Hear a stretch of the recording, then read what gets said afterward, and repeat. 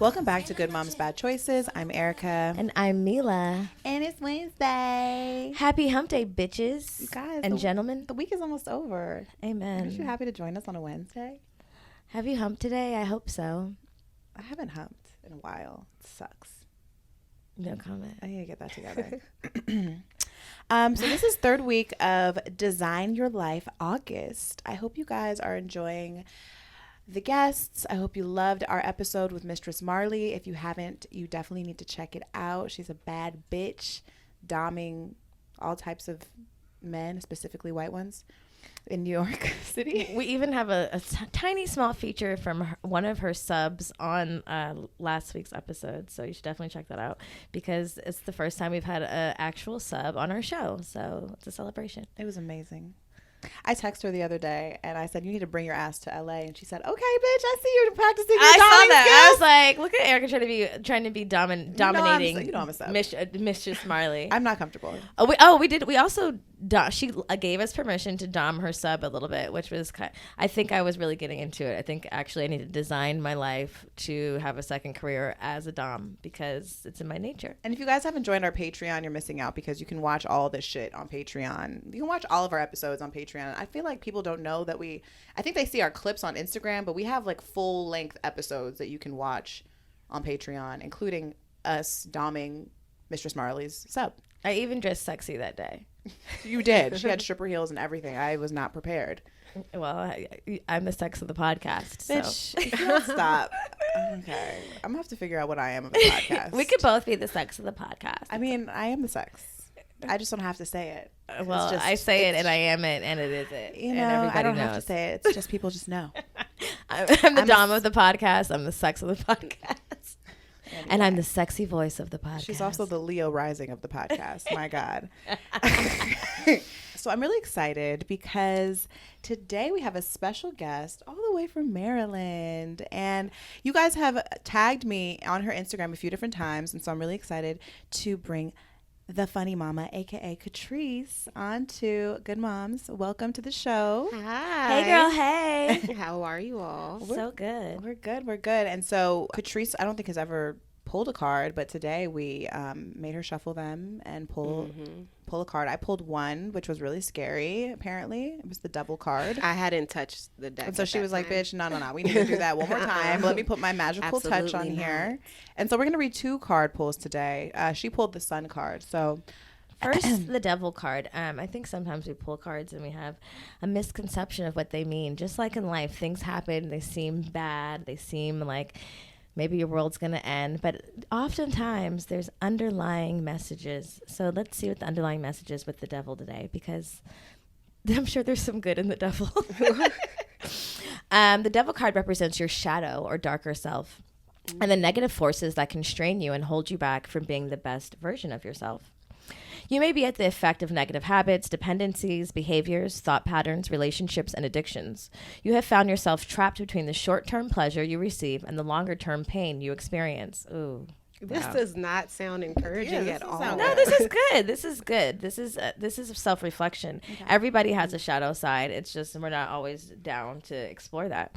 And I think this is a good time. The devil card often appears when you have been tricked into thinking you have no control over your shadow self or these negative forces, and that you can never break free from their hold.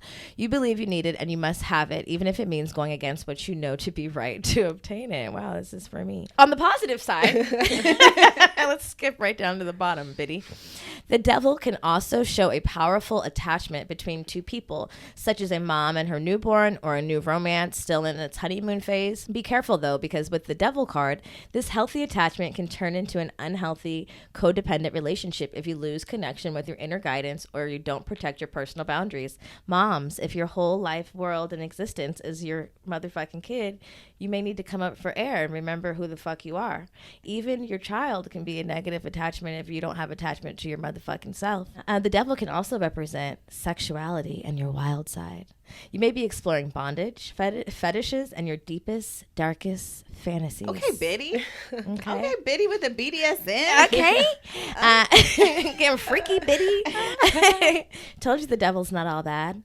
If you can do this within a safe, sacred space, it can be a very enriching experience. However, it has the potential to turn into something that may be unsafe or detrimental to your just keep on bringing it Let back. me just end it there.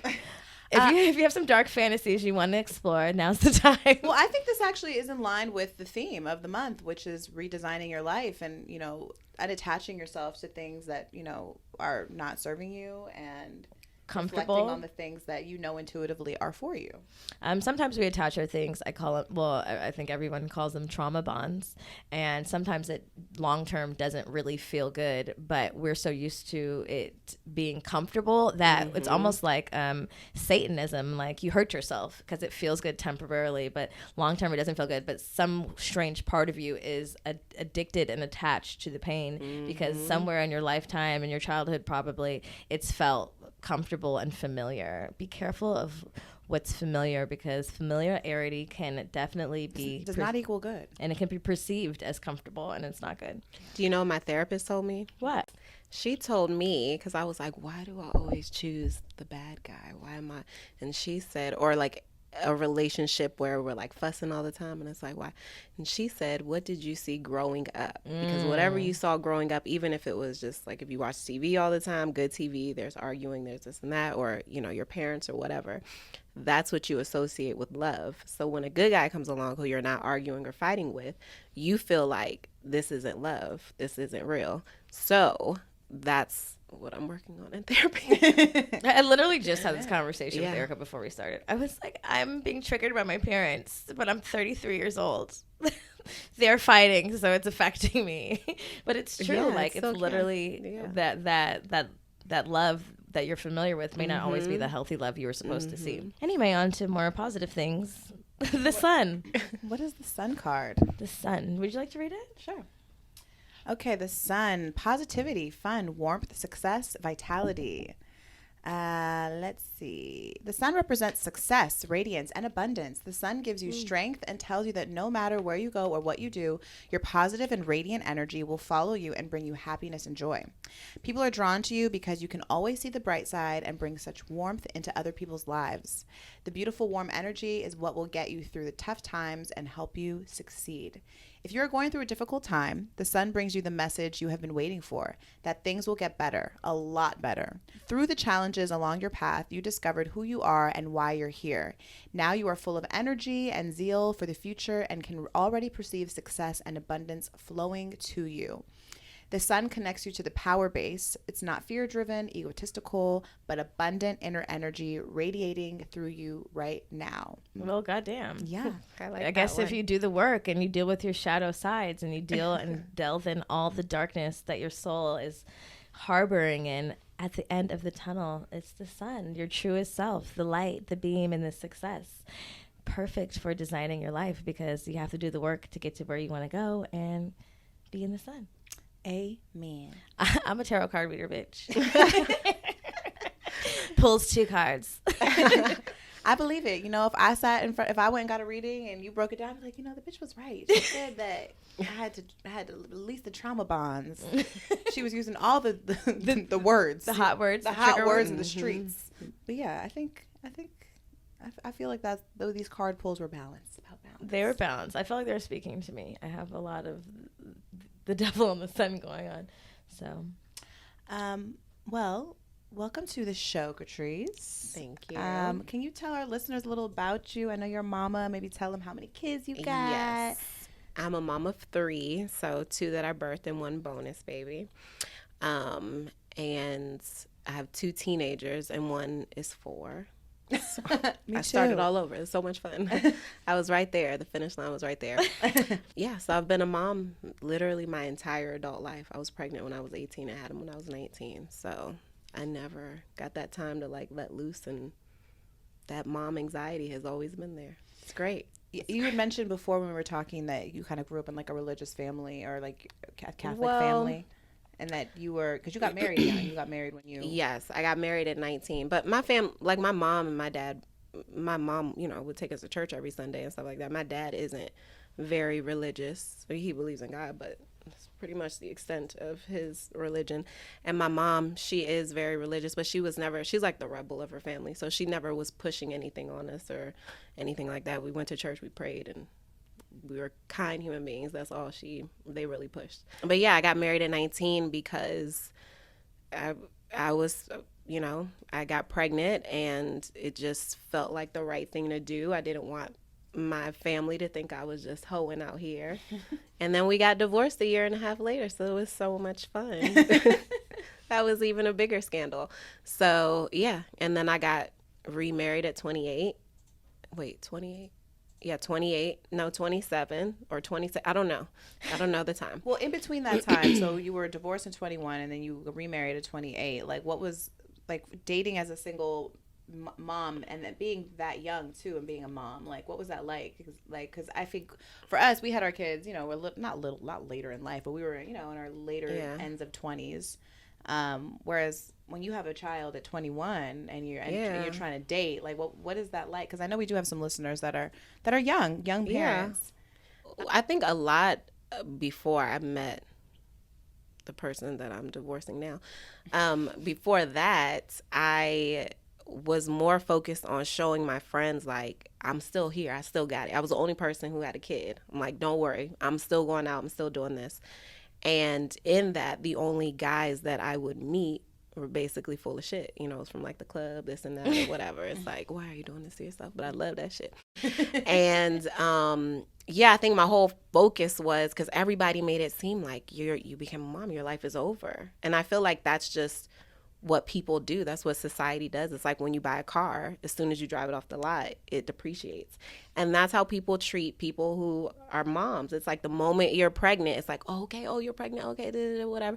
You have the baby and it's like, well, you're no good anymore. Or you can't do this, you can't do that. And it just always was like rules. And for me, I'm like, I'm 21. Like, I still want to, have fun, be 21. So I would say to still live your best life, just block your kids from your social media so they can't see what you do. All of my kids are blocked from my stories. Really? Mm-hmm. They can see like my page, but they're like blocked. But their friends find me. I have to That's like healthy block. Boundaries. Yeah, I feel like it's none of your damn business. Get out of my business. What's on there? I'm most of the time talking shit about you anyway. I don't need to cause any trauma in your life that you're gonna go to therapy for later because I love you, but I'm venting to my friends. So that's it. Yeah. Yeah, no, I feel that. Our kids are only 6, so they haven't. They probably know how to use social media better than most, though, because Irie be in my phone knowing how to use stories and shit. Yeah, like putting on the filter. Yesterday, I fell asleep. Why did she get my phone, take a picture of me asleep, and send it to like 5 people? Like, and then I woke up to like text messages like, "Are you okay? Like, what's going on? Like, why are you sending me this?" I was like, "Why the fuck do you think I would send you this?" How? Like, my 6-year-old sent me that. And it was a beautiful photo, too. I'm going to post it. I was like, wow, I look really cute, sleep. Not look really cute, sleep. Well, before we get into this, do you have any affirmations? We usually ask our guests to give our listeners an affirmation. Mm-hmm. Are there any affirmations that you tell yourself or that like your go-to favorite affirmations? Yes. This one I've been saying for the past 2 weeks. Everything I need to succeed, I already have within myself. Everything I need to succeed, I already have within myself. Mm-hmm. I received that. Yeah, it's true. I thought you guys were about to put a spell on me. We did. I didn't know what happened. You guys took a deep breath at the same time. I was like, oh, okay. Here it comes. Erica and I are oddly, strangely, very connected in some strange way.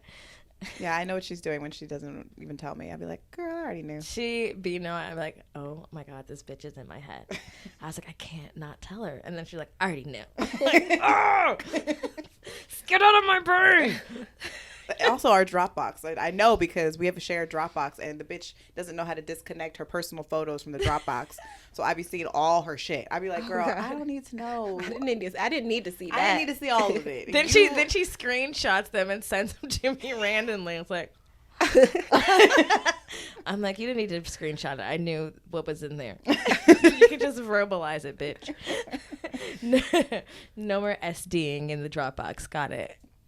I'm like, what's SD? Remember click? You know I'm not good with these abbreviations. The other day, she kept talking, like, she shared something with me, and someone kept putting, like, YT. No, it's from the internet. I just learned it. And I was like, what the fuck is YT? No, it's WYT. She didn't know what WYT is, but and then PIPO. What does it mean? WYT. No, it was just YT, bitch. It's white. No, but on the internet they put YT. See, she knows. But I would only know if it was idea. in context. I don't know. I don't understand why they developed YT and then they put PIPO for people. I'm like, why are we not spelling out white people? Why does it have to be an abbreviation? Sometimes people are just being lazy. I'm like, is it a secret? I think white people know. She kept saying, we were like in this text, and like Dwight kept saying YT, and I was like, what the fuck are we talking about? She was talking. Our friend was talking about a guy, and she's like, yeah, he's YT, and he wants to go Dutch everywhere. I don't know why he was YT had anything to do with them going Dutch. But Dutch splits? You don't know what that is, girl? Splits. Are you 100? What? I've never heard anyone say splits. You want to go splitsies? No, I'm just wondering if that's what it is. Like, I gotta get for the bitch that says res. She's like, I was like, yeah. This guy texted me and was like, yeah, I made a res. I was like, how white? She was like, bitch, I'm from the valley. I'm too. I never say like I'm a valley girl. Like a reservation. Yes, yeah, like a resi. Who says that? Like, oh, don't worry, girl. I made the res. I made the res. No, the same bitch that says lol. I say lol for LOL. I like that's who. And then she was like lol. I hate it. I fucking hate it. Instead of saying LOL, I say lol. This 46-second conversation about abbreviations we don't understand from the internet. No, but when I first read white people, I was like, white people. What? I was like, oh, white people. It took a minute. Now I know. I'll never forget it. I'm still not sure why we have to use it in code. You guys, I think the white people know. It's a good code. I think they know. It's pretty obvious. Well, apparently it's not. You didn't. What if they ever put like black people? Like, yeah, what's black? A BLK? BLSQ? I don't know. BLQ? BLX? You know, white people can't do anything abbreviated. They can't do anything to us. We'll go crazy. We get to have BET, but they can't have anything. No, they can't have what? You had slavery, so shut the fuck up. I'm joking. I know I make David so uncomfortable. I love you, David. It's not fun if we don't talk about it and joke about it. Sure. He's like, respect. Anyway, sorry. All this white people talk. Back to momming. Back to today's affirmation. You have everything you need inside of you. Oh, right. I do believe that. I believe that, although I think sometimes we forget, especially in the age of social media and like looking on the gram, you'd be thinking you need a lot of shit. I'd be like, do I need that Louis bag? I can't afford it, but she had it and she looked cute and it looked like she needed it. Why don't I have it? They have a yacht. Why don't I have a yacht and a man? Fuck. That's what I think. Mostly on Sierra's page because she's triggering as fuck. Her and Russell. Oh, they really are. Aren't they? In Italy, I was like... Yeah, right. On the boat. I'm like, I want to play love songs. No, it's Lori Harvey and what's his name? I don't even know. I used to be in love with him, but now he's just what's his name? Well, Michael. I don't even like to say his name. I'm just glad he's finally, is dating a black woman. I'm proud of him. He's going to go back to white women when he was done. on that boat that time with that one. He was on many boats.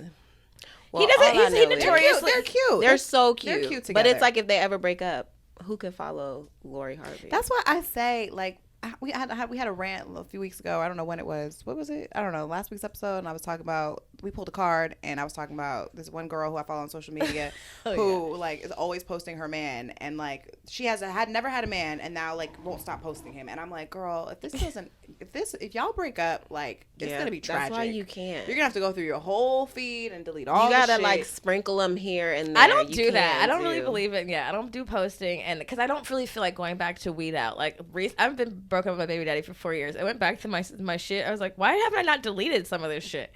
Well, I wrote a whole poem about my beef with my ex not posting me, but I've come a long way. I don't care anymore. But back way when I was 24, it would irritate me. But does it make you feel a little special? Like now, if you're dating someone and they post you, you're like, yeah. No, because my ex from last year during COVID, my practice relationship. Oh God, he took it too far. He posted it. He would post me all the time, and I'd be so uncomfortable. Like, and I know he was doing it because like he wanted me to post him, and I was like, this is not gonna make me post you. Like, he tag you.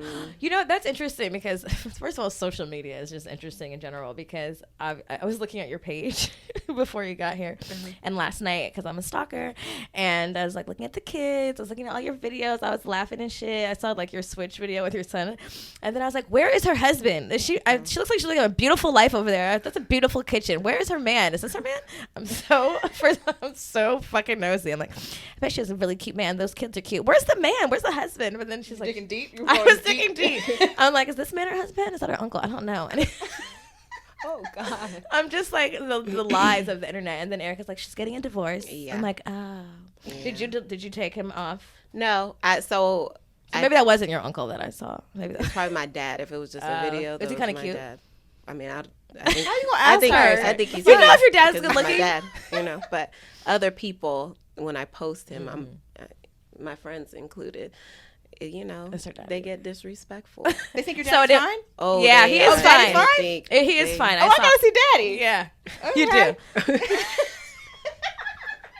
Yep, you do. Yeah. Oh, I thought you were speaking of her phone. No, Katryce. In my face. Katryce's friend is here too, and she's nodding. But that's why I had to look at her. I was like, was it? Oh, that was her daddy, right? Okay. Yeah. He looks like you. Yeah. And look how beautiful she is. Exactly. Oh, thanks. I think you should sprinkle people in here and there. But I feel like, I mean, I was getting separated I've been separated now for a year, but I just announced it 2 months ago because people are like, why are you doing this by yourself? Why are you doing, I was like doing, you know, which I love, like building shit, doing stuff, but they're like, ain't nobody gonna help. I'm like posting videos of me looking stupid, trying to carry a piece of wood. I'm like, I could fucking do it myself. I don't need them. And when I posted it, everybody was like, what?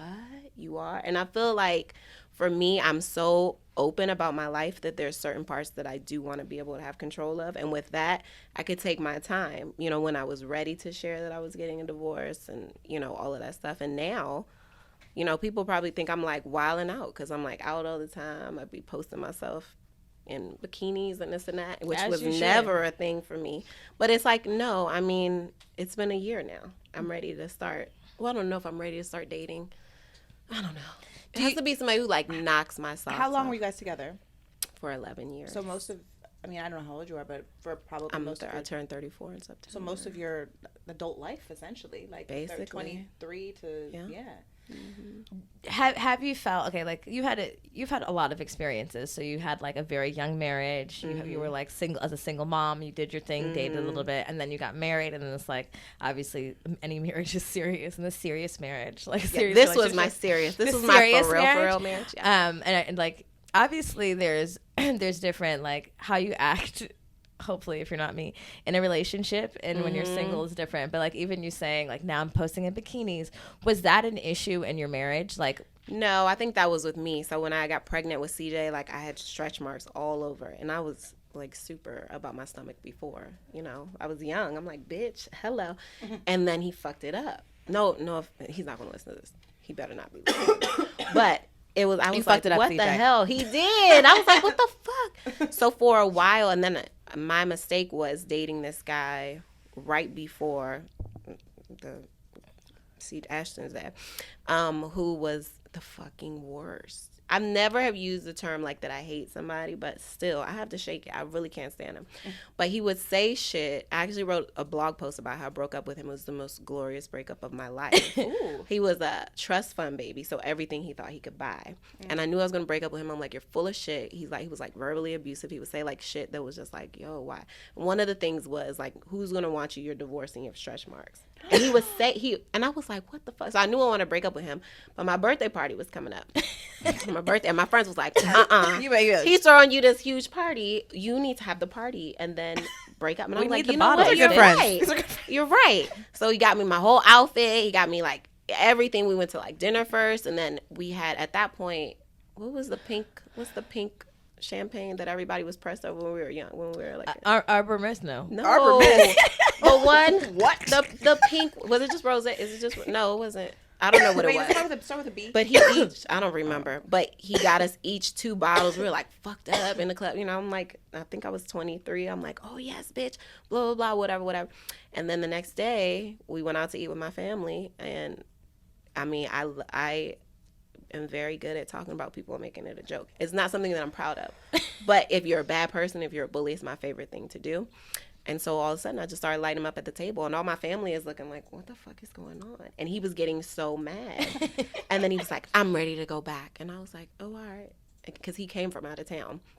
So we went back to the hotel room. I got my stuff. And he was like, what are you doing? I was like, oh, we're done. And he was like, wait, but we just had the party. I know, thank you. Goodbye. And I like walked out and left. And it was like, I just remember walking out like, I'm a boss ass bitch.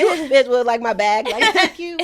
And it was the greatest thing ever because I was like, you're full of shit. And you just pay all this money for me to have the most amazing time with my friends. And thank you for your services. And that's some Virgo shit. That is some Virgo ass shit. Some calculated ass. I know. I'll do it after the birthday party. I've already disconnected from you. It was very well timed and planned. That's beautiful. And I didn't start talking about him until I was done with my food because I knew how it was going to go down, and my food was delicious. So yes. I mean, like, men that talk about a woman's body in that way, but will lay down with you and have no problem. Like, it's just so. It's the insecurity. For me. Just belittling and disrespecting women to make yourself feel better, or like, is just an insecure act overall. Like, you're a bitch ass nigga. But it stuck with me for a very long time. You know, it really made me. And society makes you have a real beef with society, if you can't tell, with the way they make moms feel. But it makes you feel like stretch marks are like hideous. It's ugly. And it's like 90% of women have stretch marks regardless of if you had a baby or not. And all women, once our stomachs, or if your stomach gets messed up after a baby, it's like, cover it up. You can't show it. Don't show it. You can't show it anymore. You know, you can't. You could have been. If you get pregnant at 21, you're taking body shots off of somebody doing this, and then you get pregnant, and then as soon as the baby comes out, it's like, well, you can't do that. That's trauma.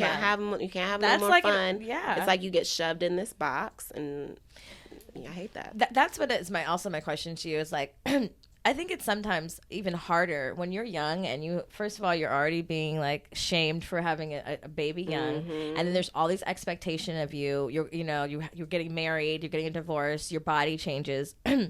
I think when you're a young mom, you have even more pressure to act in a way and to not go out and not act your age and like forget who you are, because it's like if you do anything out of the scope of that, everyone is like, told you exactly. I told you that you were that.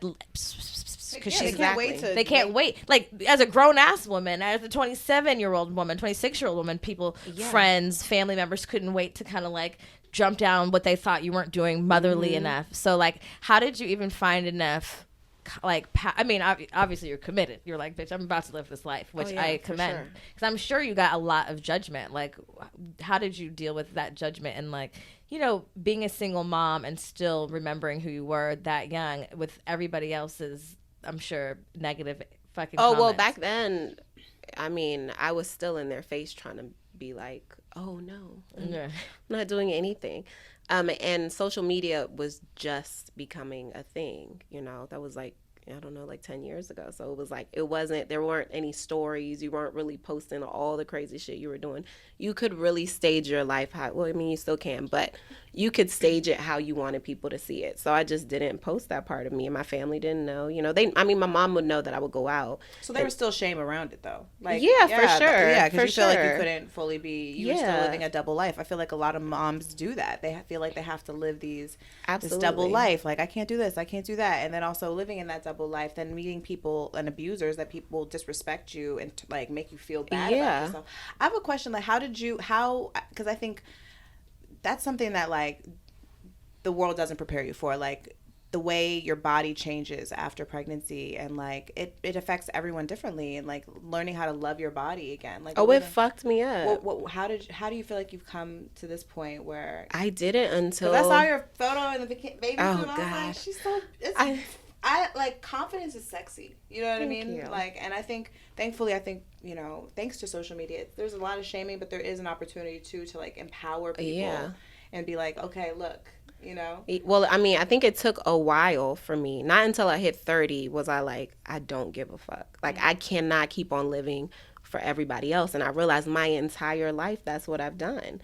I don't even know who I am because I've changed myself so much to be what everybody else wants me to be. So that's when I started the Funny Mama.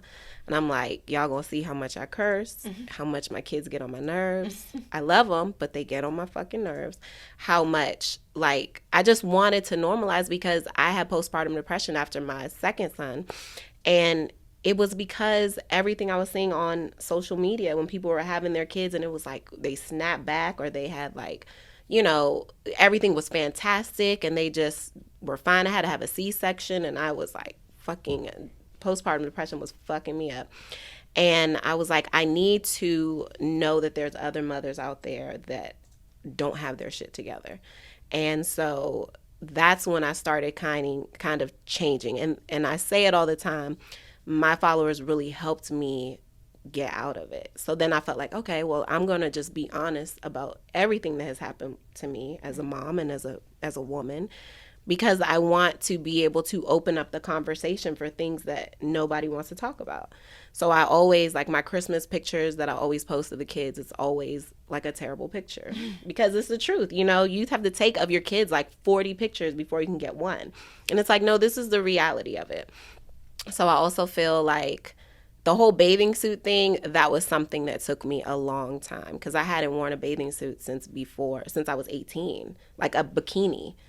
And I was like, bitch, you do not diet this much for you to not show off your body. Like, you don't. And if majority of the other women here have stretch marks that they're not trying to show, I wish they would judge me for having mine out. So then I did. And it was super, super empowering. I did it for the first time when I just went to Mexico, like, I don't know, it was like a month ago or 2 months ago. And the first day I was like, everybody's looking at me, but nobody was looking at me. Nobody was. And then I was like, okay, I'm going to start doing this more. And then I said, I'm only buying crop tops this whole summer. Like, it was like me just being like, I need to get outside of this comfort zone. And it really is empowering because it's like, I'm finally, this is my body. There's nothing I can fucking do about it. The stretch marks are so high, even a tummy tuck wouldn't do shit.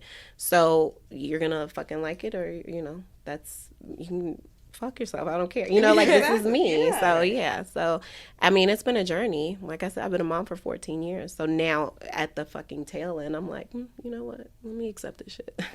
So, yeah. It's such a journey, you know, like not just... People don't give that enough light. Like your body changes. You're literally feeding another human. You feel, if you feel foreign in your own body, it feels like alien-like. Absolutely. I feel alien-like. I've been like peeing on myself. I pee on myself maybe 3 times a week. I never went through that, but everyone talks about it. I know. It's just recent. Like, I'm like this last 6 here months, I am thinking I dodged it. I'm like, am I dialed 6? Am I pussy still? I'm not peeing on myself. And then like one day I was like in Target and I was like, Am I peeing? Like, what the fuck is going on? Like, I usually pee like at least this much before I make it to the toilet. Like, my panties are like at least this wet. I'm like, this is, and literally there's nothing I can do about it. Yeah, it's very common. I've turned 33 and then I'm like, what the fuck is happening? It's just, I always have a very urgent bladder. Like, I pee outside all the time, but it's to the point like I'll be right at the toilet and it's just like a little stream down my leg. I'm an old lady. But people don't talk about it. No. This shit should be told. It should be spoken about. The same. Like, it is like, it's a muscle. Like, just like skin is an organ. Everything is like, everything reacts differently, you know? And everyone's journey in their body post-pregnancy is different, you know? Like, some, you know, it's just, I don't know. I feel like there's a lot of shame around it, especially, I think there's more shame that we feel than really is maybe even perceived. Like, because like you said, like walking outside, no one even was like. But you know what? I think it's also like marketing and shit. It is crazy to me how nobody really targets moms. Because if you think about it, moms are in control of everything. The whole household. I'm buying stuff to clean, to cook, the stuff for the kids. If you're married or you're with somebody, this shit for him. Right. You know, the stuff for myself. All of these things, the mom is literally at the center of it. But you choose to go after younger kids who don't got no fucking money. It's still that devaluing that happens. Like, it's a little bit less appealing. And it's like, we fucking created life. Like, that's a pretty big deal. Like, it's not like It's not light. it's not an easy thing to do. We created the population. We I'm literally saying, just had this conversation with our business partner, and he was like, "But you couldn't do it without the nut. You couldn't do it. What about you couldn't do shit without it?" I was like, "Oh my god!" Yeah. It's literally I'm like the nut. the right? least you could do. The least. Literally, I was the like, least soon we're you gonna could get a do. synthetic nut. Don't worry. Don't Exactly, and then what? They're working on it. And then what? What do you He do was then? like, "Yeah, it's." Moms matter. The world needs to value moms way more. And it's no reason why we created life and now you feel as though you can tell me what I should or shouldn't do. I should be able to do whatever the fuck I want to do because I'm also now raising these kids to be the best that they can be so they're not murderers or rapists. Right. While trying to get my shit together, while trying to provide, while trying to be a good person, go to therapy so that I don't turn into a murderer myself. Honestly. Like, hello, Amen. I'm They fucking should provide like free stressed. therapy, free drinks, like you know what I'm saying, like Yes. like late mom's night out, like every Yes. Friday at every bar. Like this should be standard. Weekly massage. Weekly massage Hello. is free. Like, but do we you are want, treated like do you want we have society to be good? Give moms thank weed. you. Treat moms better. Give them. It should be free weed, medical grade mom weed, because you're raising children. Coming to a store near Don't you. kill them. Yeah. That's what it's crazy to me. So I do think that we're just devalued.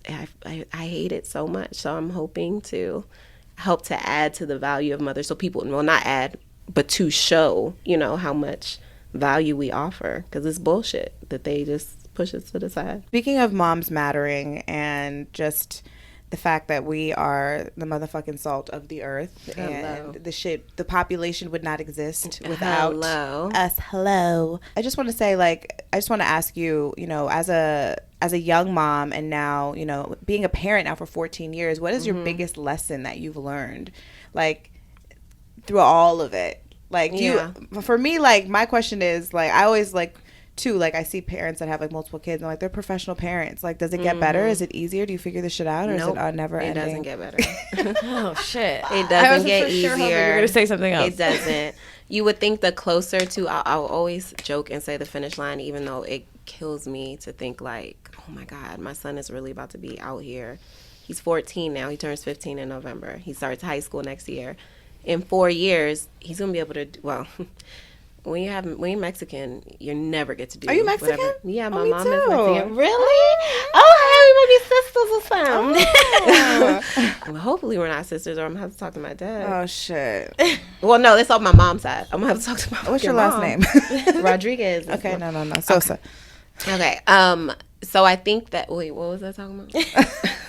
What were we talking about? Wait, we were asking you about the biggest lesson. Oh yeah. So the biggest lesson I think would be to enjoy your time with your kids, which for me, I really try to, but I love my kids. I know I have to say it because I really be feeling like I'm talking shit about them. But I am always a mom. It's God, so the moment I'm not with them, I feel so terrible because it's part of me is you have that mom anxiety. Are they okay? Nobody can take care of them like I can. Are they, whatever. But then the other part of me is it's like when you take off a bra. You're like, shit, God, I was so fucking tired. I didn't realize I was that tired. So I think it's enjoying the time with them, even though they drive you nuts, because someone once told me, and it fucked me up, you only have 18 summers with your kids. What? Doesn't that fuck you up? Why would you say that? It makes you feel... So ever since they told me that when he was probably 10. I'm every ruined. summer, I'm like, I only have... It might not even be only have 18, only 6 especially if more you're summers, co-parenting. only 5 more Then summers. it's only 9 summers, and then maybe what if your kids start hating you at 14? and They then they're don't gonna go wanna on 2 spend summers with their So friends. after this summer, I only have 3 more summers. Oh, 3 more summers. And that's fucking me up. I can't believe you just put it. I know, I'm sorry, but if I heard it, you guys have to hear it too. It's just, you have to. If you would have said 18 more school years, I'd be like, oh. Yeah, but I'd summers. be like, thank God. Summers. Shit. So it did make me feel at that point, because it was a lot of me being I need a break from my kids. I was like, okay, you need to learn how to balance this in a healthy way, because even though they get on your nerves, you clearly love them so much. They're your whole world that you don't want to. They're 18 now, and I'm like, what the fuck? did I do? But then on the flip side, it's also, I lost myself to motherhood for a very, very long time. All I knew was being their mom. I so much so that I never went through those 20s of discovering who I was. Were you a stay-at-home mom then? Fuck no. My mom would never let me. I always had my own money. I always had my little secret accounts, all that shit.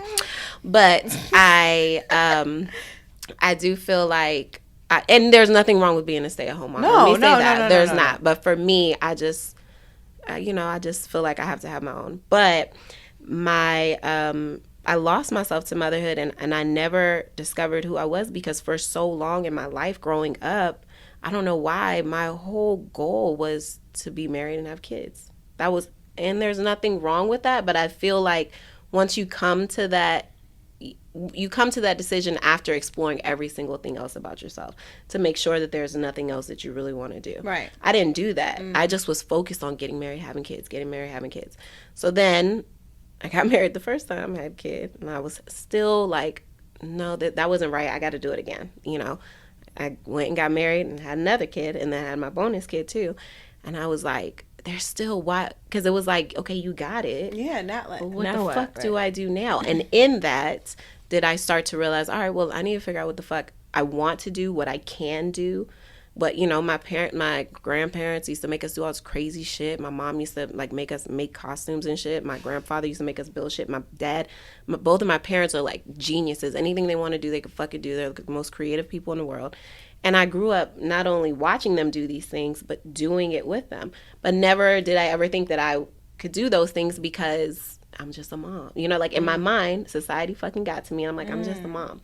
So I started, like, exploring all of these things. And in that, I've not only discovered who I am, but it also opened up my eyes to shit that was going on in my marriage. It also made me realize you are a completely different person than you even thought you were, and what you want and what you will accept from people. But it was scary as fuck, because it also is like, you're, like you were saying, where you're so comfortable in something, and this is who you are, and this is what I've been doing, and it works. Am I happy? No. But are my kids thriving? Am I, whatever?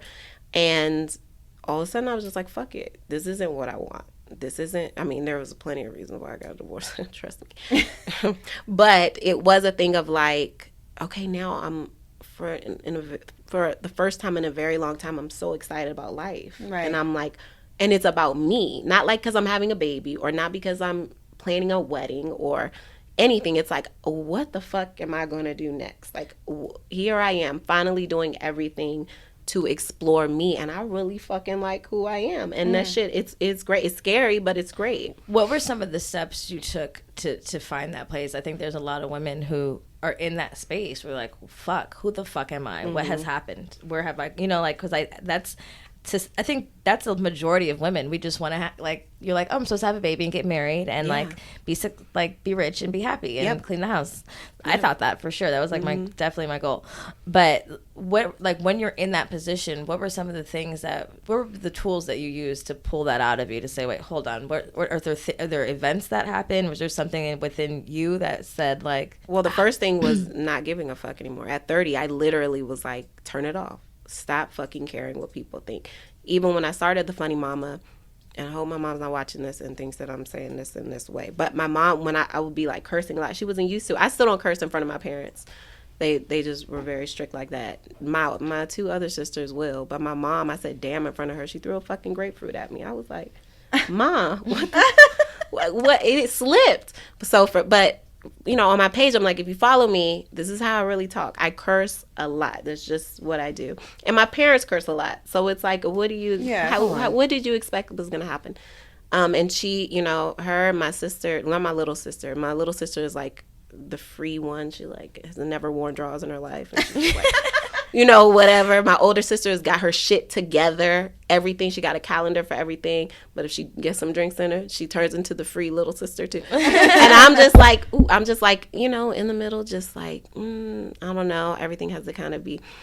But then I have my days. But I feel like they told me, you're cursing a lot. If you want to turn this into a thing, you say a lot of bad words. Your family, all the family follows you. And I was just like, well, this is me. This isn't for them. This is for me. I'm owning who I am. You know, I'm saying whatever. I talk on my page like I do to my friends, because I feel like that is my truest me. I'm 100% myself with my friends. And I'm tired of people painting narratives of me and who I am and what I do and, you know, whatever. And so I just took control. So the first step is absolutely just not caring. And it's the hardest thing to do. But once you do it, and once you really get into it of like really not fucking caring what anybody thinks. I mean, don't just put your coochie out there on, you know, on your... Or do. OnlyFans. I mean, if you want to.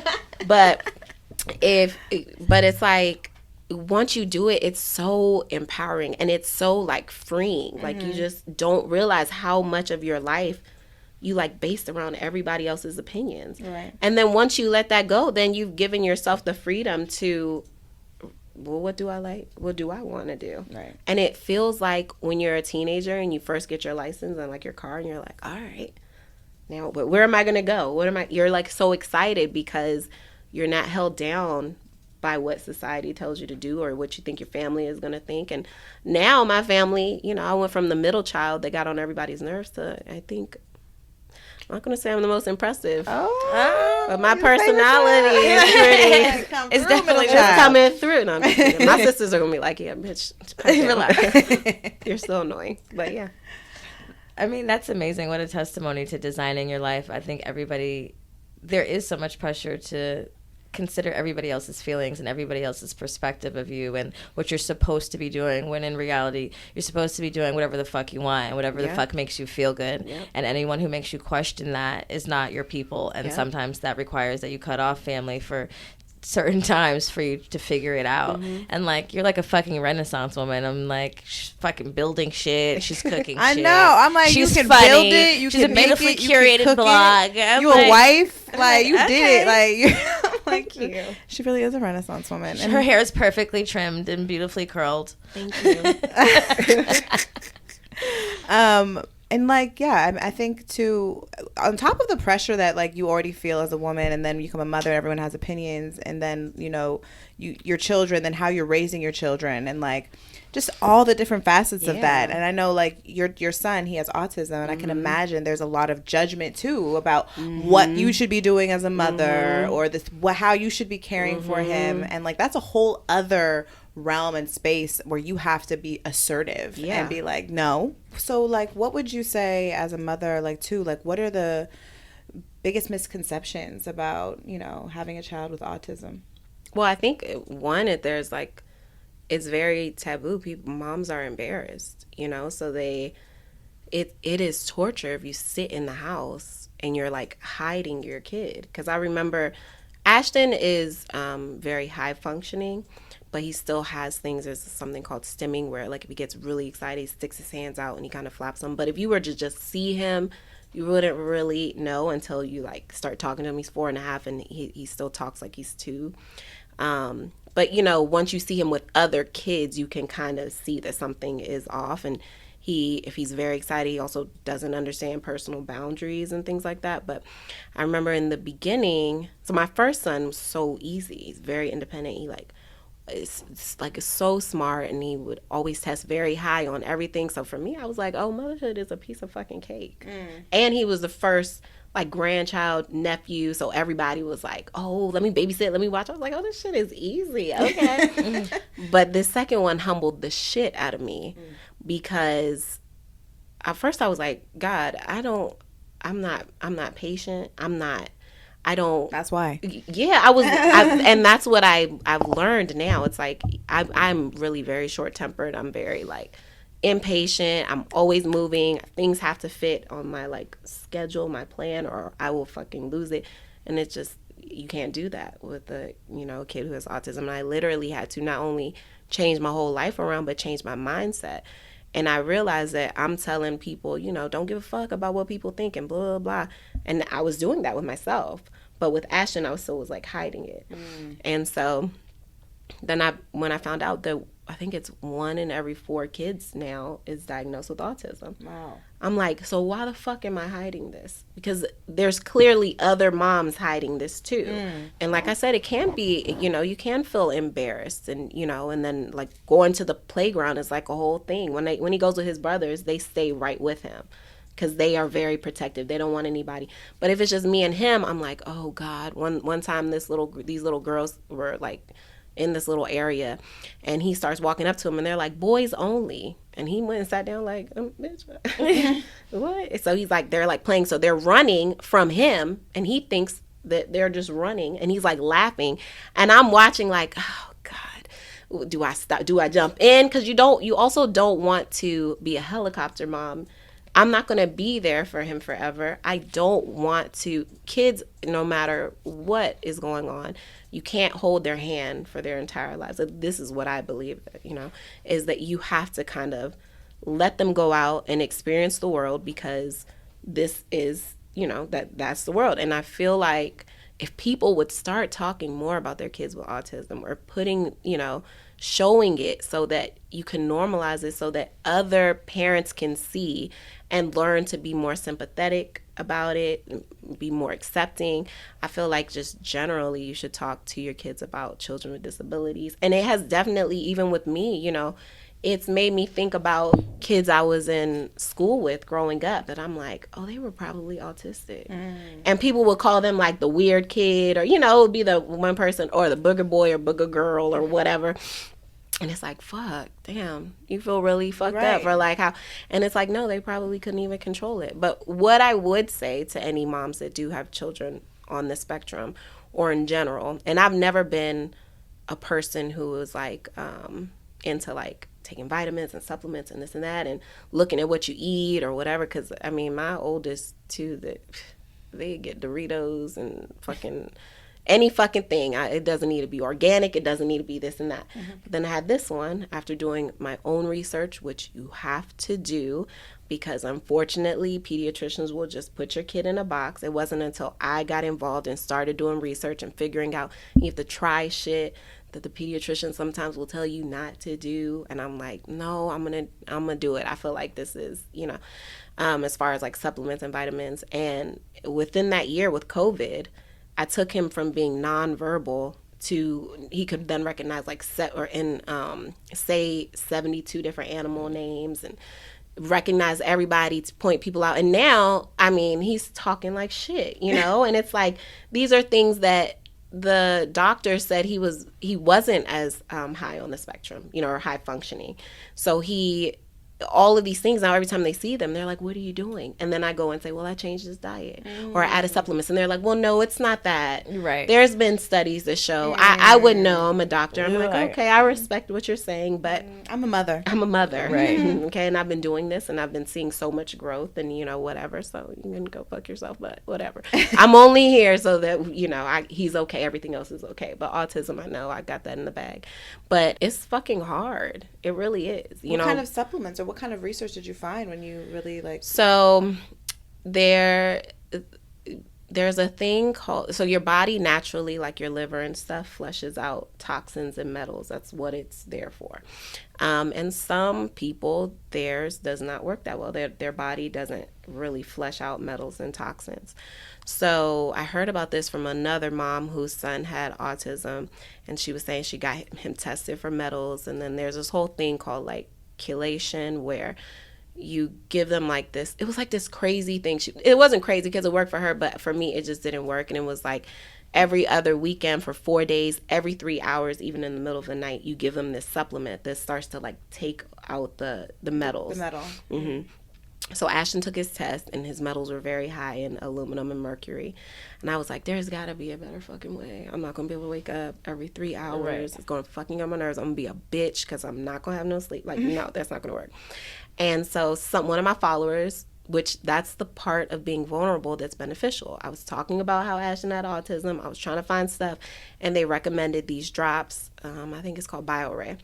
And I just put it in his juice. And they have all different ones, like for like calm, focus, I think it's like belly, which is like probiotics and all this stuff. So on top of the other supplements I was giving him, like I didn't know that, what is it called? I can't think of what it's called right now, but like different supplements. Oh, magnesium helps to calm you. I didn't fucking know that. I knew you need to take it, but I didn't know why. So if he's acting like a complete crackhead, for the next couple of days, I'm going to up how much magnesium I give him. And it helps to kind of bring him down. Also, if he gets gluten and I have him on a gluten-free diet, I know because he's acting like a crackhead. So then I give him more probiotics to kind of get that out of his system. And I think taking charge of that aspect of it has changed so much, not only in him, but in myself, because now I'm looking at the shit that I'm putting in my body too. Right. Yeah. I'm like, okay, I really need to be more particular, because if a diet can really regulate his behavior as a child, maybe that's why I'm bitchy sometimes. Or maybe I'm just naturally bitchy. I don't know, but we'll put it to the test and see what happens. I need to check my diet. Anyway, we do have an advice question. Can you play that? Hi, I was wanting to get some advice, possibly. I'm 23 years old and I have a 2-year-old. I just recently separated from her dad and I am re-entering the dating world.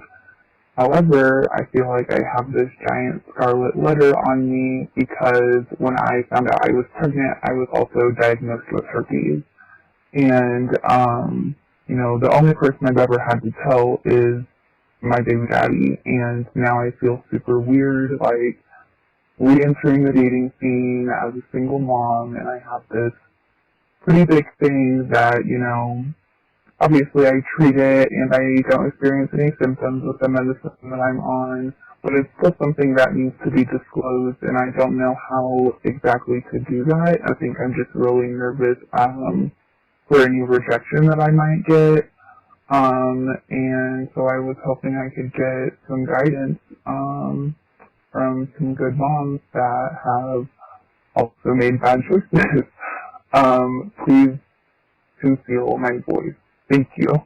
I mean, I think, there's so much shame around sexually transmitted diseases, and they are so common, and you'd be surprised how many people you've probably slept with a sexually transmitted disease, and whether or not maybe you didn't get it, you know what I mean? But it's especially herpes. I feel like, isn't herpes like normal now? Did you know that if you go get a STD test, if you don't specifically say herpes, they don't test you for that?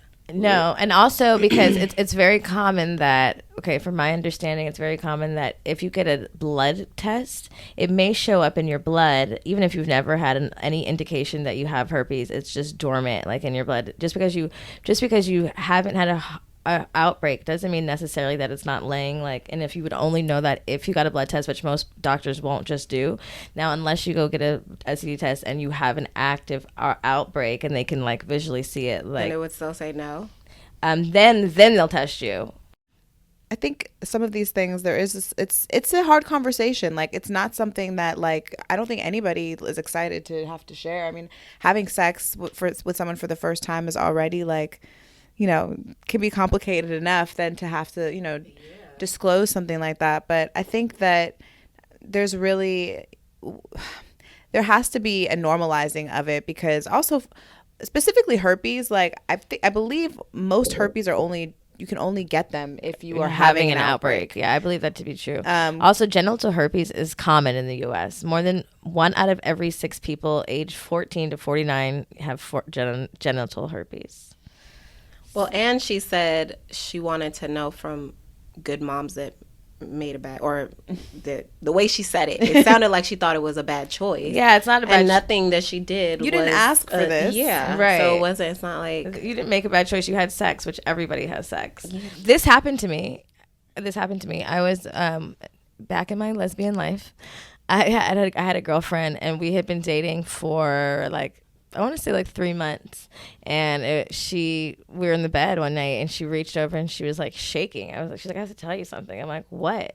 And she was like, she told me that she had herpes and that she didn't tell me. She was afraid to tell me, and she knows where she got it from her ex-girlfriend. She takes medicine. She doesn't really have to it only is a thing if she's having a breakout. She explained it to me, and she was and the other day I must have been in the shower washing my hair, and I was like, if I had STD, I would kill myself or something. I said something crazy.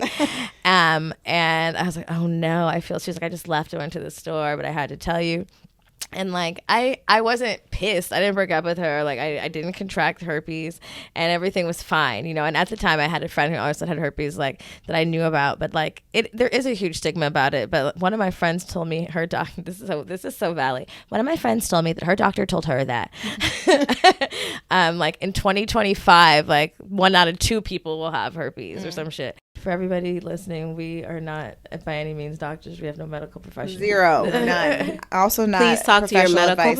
Please talk to your medical. Please consult with your doctor before listening to any of this advice.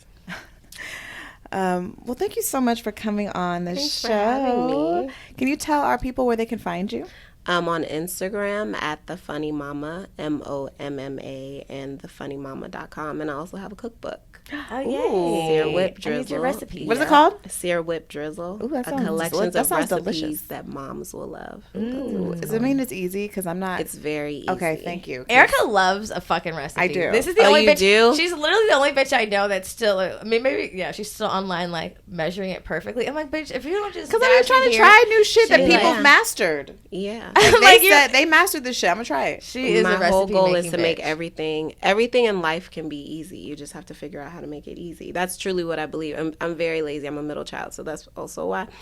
But it has worked for me. I'm going to be 34 in September, and I'm still, alive, taking all these shortcuts. And the same thing with cooking. You don't have to be super fancy to do all this shit, and your kids will love the food, and you'll thank me later. Yeah, I need to get that link ASAP. Or I'm gonna need to get that book. For sure. You guys know where to find us at goodmoms_bad choices on Instagram. Make sure you go rate and review us on Apple Podcasts, please. And if you want to watch this episode or any of our episodes, like me and Jamila doming a sub in New York City, or I don't know, we've done a lot of visual episodes that should be seen. And a lot of sex positions. We need to update our sex positions. You're right. Do you have any to contribute, my love? Oh, I do. Okay, can't wait. Make sure you follow us at Patreon. That's patreon.com/goodmomsbadchoices. And you have to actually put that in the URL because apparently moms are explicit. But Don't forget to rate and review this episode. God damn it. And follow Katryce. And we'll see you guys next week. Bye. Bye.